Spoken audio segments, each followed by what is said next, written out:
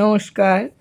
শ্রী শ্রী রাম ঠাকুর ও মাধব পাগলা আজকের নিবেদন খিচুড়ি ভোগ নিবেদন। গোবিন্দবাড়ির নিয়ম অনুসারে মাঘ মাসে প্রতিদিন সকালে পুজোর পর গোবিন্দজিকে খিচুড়ি ভোগ দেওয়া হয়। নানাবিধ ভাজা ও তরকারি, ফল, মিষ্টি, দই এই ভোগের সঙ্গে দেওয়া হয়। এই খিচুড়ি ভোগ খাওয়ার জন্য প্রত্যহ 2 জন ব্রাহ্মণকে নিমন্ত্রণ করিয়া আনা হয়। একদিন মাধব পাগলা সকালে পূজা শেষ করিয়া দশাশ্বমেধ বাজারে চলিয়া যান, কারণ সেই দিন সাধুমা তার উপরে বাজার করিবার ভার দিয়াছিলেন। বাজার করিতেছেন, এমন সময় তিনি শুনিতে পাইলেন যেন মাধব বলিতেছে, আজ খিচুড়ি ভালো হয় নাই, খিচুড়িতে নুন কম এবং মিষ্টি দেওয়া হয়নি। মাধব পাগলা বাজাররত অবস্থায় মাধবের এই কথা শুনিয়া বিস্মিত ও দুঃখিত হইলেন। বাজারের কাজ শেষ করিয়া গোবিন্দবাড়িতে প্রবেশ করিয়াই পাচক ঠাকুরকে বললেন, দাদা ঠাকুর, আজ খিচুড়ি ভালো হয় নাই, নুন কম এবং মিষ্টি দেওয়া হয় নাই। তখনও পর্যন্ত খিচুড়ি ভোগ মন্দিরেই ছিল, উঠানো হয় নাই।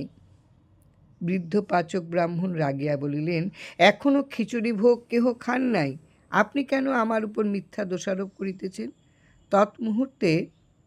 তন্মুহূর্তে পাচক ব্রাহ্মণ সাধুমার নিকট গিয়া গোপাল ঠাকুরের মিথ্যা দোষারোপ করার জন্য অভিযোগ করলেন। সাধুমা মাধব পাগলাকে ডাকিয়া রাগতভাবে বলিলেন, তুমি তো বাজারে ছিলে, কি করিয়া জানিতে পারিলে যে খিচুড়িতে নুন কম, মিষ্টি দেওয়া হয় নাই এবং খিচুড়ি ভালো হয় নাই?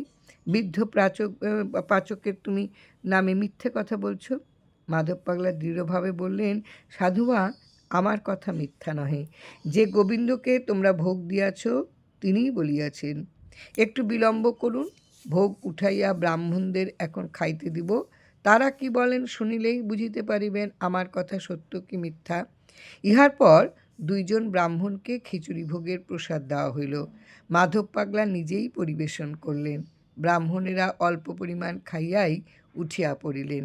দেখিয়া মাধব পাগলা জিজ্ঞাসা করলেন, আপনারা এত কম খাইলেন কেন?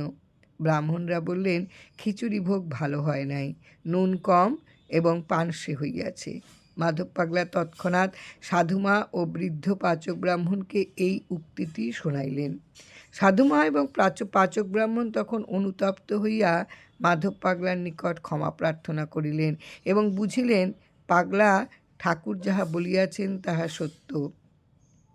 গোবিন্দ এইভাবে পাচক ব্রাহ্মণের গুড় চুরি ধরাইয়া দিলেন।